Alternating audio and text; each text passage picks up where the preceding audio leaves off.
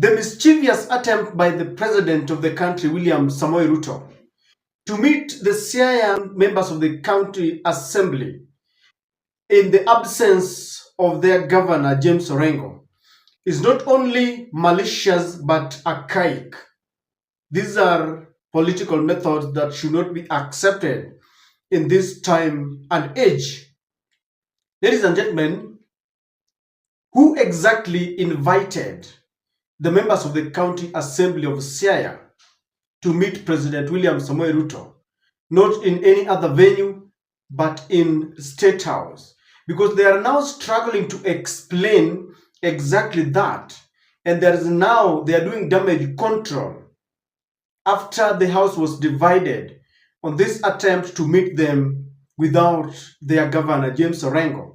And they are trying to put a brave face, but when you listen to them, you realize that that house was divided because some of them, wise enough, read the mischief in it. My name is Edwin Otieno, the Majority Leader, Siaya County Assembly. We invited you here to make clarity on some issues that is pertaining to the visit to State House to have a cordial discussion and engagement pertaining matters developments that should come to Siaya County. I want to dispel rumors that has gone round that we were against going to the State House to dialogue and to articulate on issues, developments that should come to Siaya.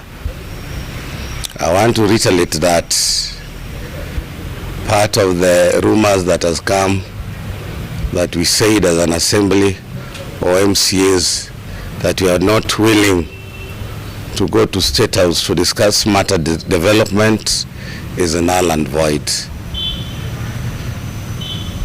And I want also to add that there is not conflict about it.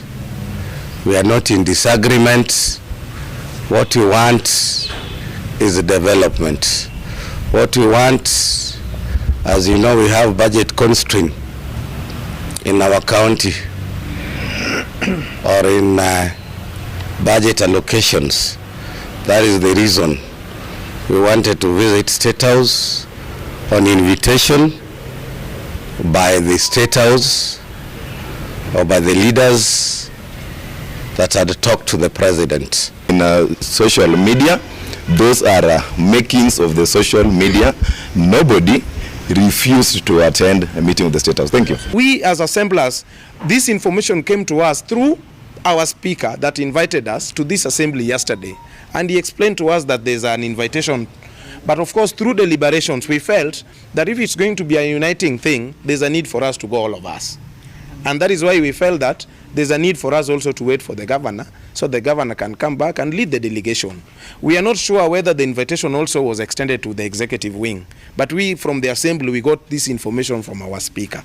So we want to affirm and to make it verbatim to the people of Siaya that there's no one who is interested in impeaching anyone. But as leaders, when we are invited to go to State House, there's a need for us also to know what is the agenda. That is why we are here. And you know very well that yesterday we are probably when we were given information about going to State House, the entire house was there. But when we were given a dissenting opinion that there are need for consultation, some of us have been found in this assembly because we were in our committees. So when we heard that the media was coming, it is the role of leaders to give people the right information so that they don't go through listening to propaganda. We are here for the betterment of the people of Siaya. Some of us, we are only been given a chance to serve, we are on contract.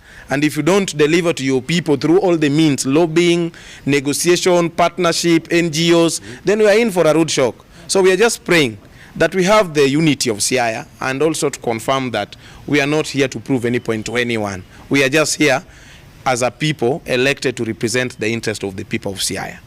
Number one, this issue of impeachment motion is not anywhere. And you know, as leaders who have been given a chance to serve, it's always right for us to give the right information. There's a lot of speculations, there's a lot of hearsays, but I want to affirm in this assembly that in our business committees, there's nothing like impeachment. And if it was impeachment, on what and on who? And on what grounds? So we, as the assemblers of Siaya, we can affirm that there's nobody who is interested in impeaching anyone.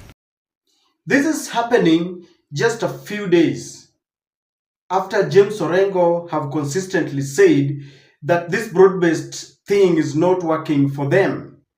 And Orengo said that he's ready to go to jail. But the brother to Raila Amolo Odinga, the Siaya senator, Oburu Odinga, attacked Orengo when Orengo said that they should fight for their rights. And he said that Orengo should seek somewhere else and get out of the party to go and fight for people's rights, not in ODM, where they have agreed to work with the government under the broad-based arrangement. And Oburu actually said that Orengo is vomiting on them by claiming to be fighting for the rights of the people. And he told Orengo, go and vomit elsewhere. This is why this meeting is very suspicious, and many read the hidden hand of Oburu Odinga. Personally, I am a very truthful man.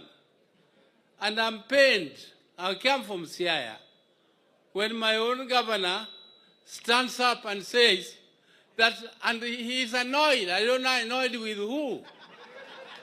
He's annoyed, and he says that he just wants to talk the truth. The truth. What truth? Me, I never lie. I always say the truth. And the truth of the matter, Your Excellency, is that we are in broad-based government, not as individual members of parliament, and not as individual senators. We are there in this broad-based government as a result of a resolution of our party, ODM. And the party signed a 10-point agreement with the UDA government, and that all of us were there. Those who are annoyed, who think that this broad-based government is not right, they are actually vomiting on us from within. Why don't they get out and vomit from without? Because we want our party ODM to have a nice smell there. We are fighting for our rights, and we are elected to do the same. The governor is not a given mandate to fight for his people. He is given mandate to serve his people, and he is given resources to serve his people.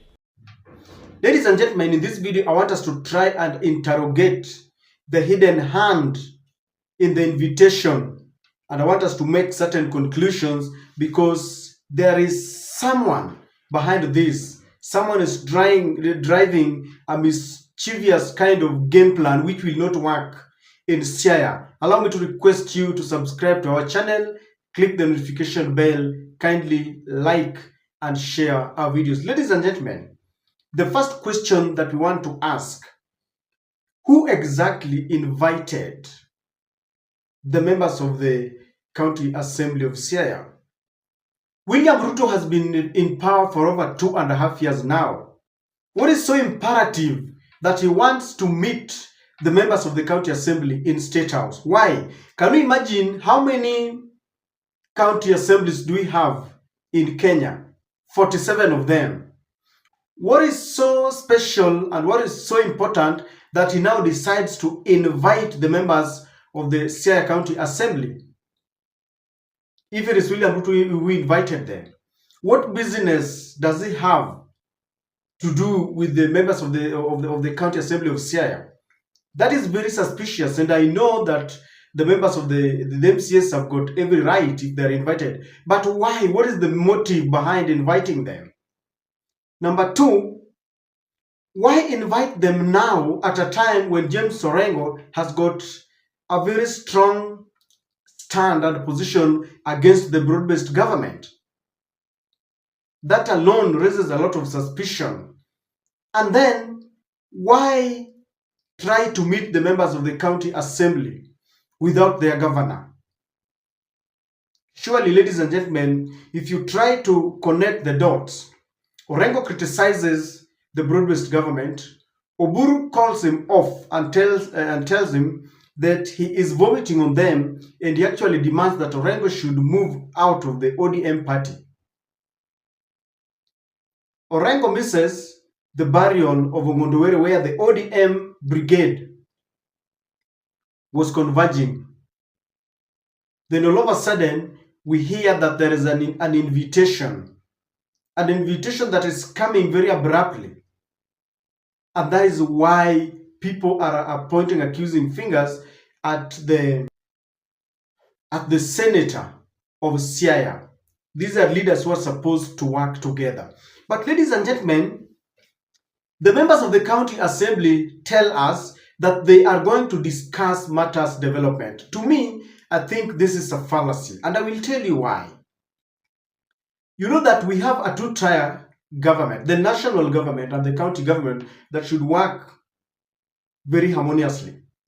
But we are in a situation where governors are crying foul that the money that is meant for devolution, that is supposed to go to the county assembly, is not going there. And if it happens that it is sent, it doesn't reach them on time. This has been said severally by the chairpersons of the Council of Governors. And so the members of the county assembly would want to go to State House to discuss devolution when Orengo himself, because even Oburu said that it is the prerogative of the governor to lead development projects in this county. They understand very well that money is not reaching the counties on time. So what kind of development are they going to discuss in a closed-door meeting with William Samoei Ruto? What magic do they want to perform? Because the last time I checked, the people who struggled to give us a new constitution wanted to compel the president that money should not be accumulated at the top, at the national government. Rather, it should be devolved and it should reach on time so that development projects that they are going to discuss in State House are realized by the governor and are realized by the MCs themselves once this money reaches the county government. They were so much excited. Some of them are so much excited to go to State House. And I want to submit to you very humbly that it is not proper, politically speaking, that after promulgating our new constitution, we still have the members of the county assembly who want to visit State House ostensibly to discuss matters development. Development matters are discussed at the county assembly levels, and they should have a way of compelling the president to release monies that are going to all the 47 counties.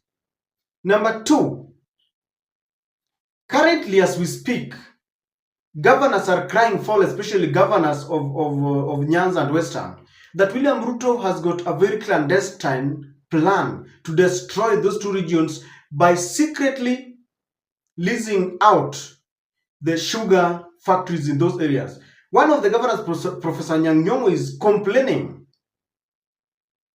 I saw Boni Aluali also complaining about the same. So while leaders are complaining that William Ruto is leasing very secretly without involving stakeholders our sugar factories, instead of the MCS discussing this very vital, matter, they are busy talking about going to State House.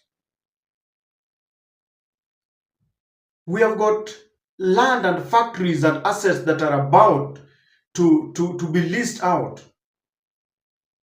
And these are the things that they should be fighting for. They should add their voices to the voices of the governors to ensure that William Ruto changes the plan. They want to go to State House. Number two, we wanted to kill the culture of leading a delegation to State House for you to get development. Their governor, Orengo himself, has always told them that we should not worship someone to give us development or to appoint our people. We are Kenyans, we are taxpayers, and therefore This culture of leading people to go and worship them, to release development projects must be, must end. It is an archaic way of dealing with the Kenyans. These are one of the reasons why people promulgated the new constitution, so that ile mambo ya kusema mtukufu rais, sijui tunakupenda, mnaenda state house na mnaklapia, even when things are bad, then you clap for the president. What about those people who have got a different position, who do not subscribe to the president's political ideas and ideology? So you tell them that they should not get development because they don't visit state house. What about those people who don't have the privilege of being invited to state house? This culture of going to state house is something that Kenyans are struggling to eradicate, yet others still want to embrace it. And I'm happy that they declined, even though they are trying to, they're struggling to make it look like there was some teething problems. The fact is there were disagreements and they didn't go. That is why imeahirishwa. When State House invites you, they must have arranged plans, and there was nothing that could bar them. There was no any other problem. If it is transport, ndege ingetumwa hapo haraka haraka. What is it that prevented them from moving forward? Some people read the mischief in it. We don't have to visit State House for us to get development. We must make it very clear and compulsory for leaders to ensure that once they have been elected, whether you voted them or you voted against them, they should now be compelled to look at all Kenyans equally before the law and before God himself, so that you don't have to praise and worship leaders for you to be appointed into certain positions, for you to be given, some roads here and there. That culture must stop, because if we perpetuate it, that Kenya will stagnate. Just 1 or 2 years ago, Raila used to say that Gachagua was wrong by telling others who didn't vote for them that they were not shareholders. As a matter of fact, that is the reason why Gachagua was impeached. That is what they were claiming. But now, very strongly, they are saying that they are taxpayers and they have their shares. I think by virtue of the fact that we are Kenyans and we are taxpayers, that alone should compel the president to, channel development projects equally. I know they are saying that development, that the resources are scarce. So are we saying that because resources are scarce, we are waiting for sycophants to be given the very little, the scarce, resources? So that if you don't say Ruto tosha, haupewi. If this meeting should happen, I'm happy about the MCA who said that they are waiting for Orengo to lead this delegation. So I want to see if Orengo will go there. And if Orengo will be there, I know the main intention why they were invited will not be achieved. Because honestly, this was an attempt to try and incite these MCAs to go and impeach their governor.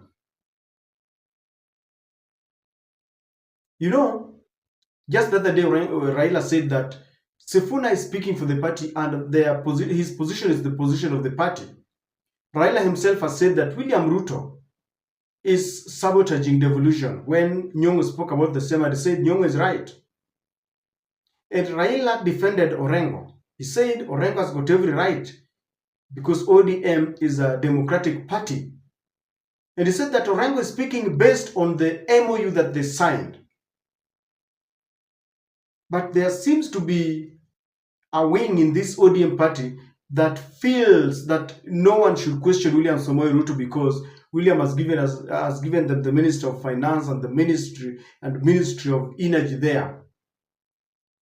So what we should be doing is that those people, the communities that have been given ministerial positions, should be licking boots. When people are kidnapped, they should not talk about it. When our sugar factories are going, we are not supposed to question. When there is corruption, when that report comes from the Auditor General's office and the Controller of Budget's office, we should not question. We should be clapping and saying yes, sir, to William Ruto. I understand that Ruto has got plans to expand the railway this GR from Naivasha, passing through Nyanza there to Malaba. Is that a reason to, bury our heads in the sand? Is it a favor?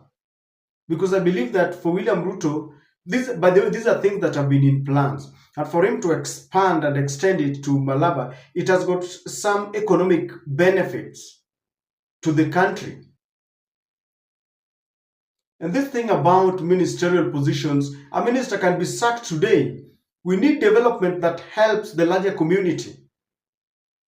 Not a person who has been, appointed at an office, a person who is serving at the mercy of the president. He can reshuffle today. If the president decides that he's going back to Amunyoro and is taking the position, they are working together. Achukue watu wa Kalonzo hapa, achukue watu. And I'm not saying that it is bad, because even Mbadi and the CS for Energy Opio are Kenyans, are taxpayers, and they've got every right to serve. But now the service that blindfolds people, the service that makes us slaves, is something that people should really shun away from. The service that now makes people to have certain meetings to try and impeach governors and leaders who take a different stand. We are waiting to see how things are going to unfold. But the idea of saying that people are going to state house for development, I think development must be structured with the policies, not development that has been left in the hands of a president. These are human beings. So when you allow the president to decide on who to give based on the sycophantic visits that he goes there to say, umetosha, then you are allowing the president to handle using mood swings. Leo asipoamka kwa mood zuri anasema sikupati. This is something that people have kept on fighting for, and it dilutes the idea of fighting for devolution. It dilutes the idea of compelling the president to release devolution money. Can you imagine MCS from a devolved system is now going to the national, to state house to beg for something? We should not be begging as Kenyans. There should be mechanisms and policies to ensure that development is assured and is realized. And if it was an attempt to incite the MCS against James Orengo, it is not going to be very easy. The MCS know their governor well, and we cannot degenerate to a level where we just want to impeach a governor based on his relationship with the president.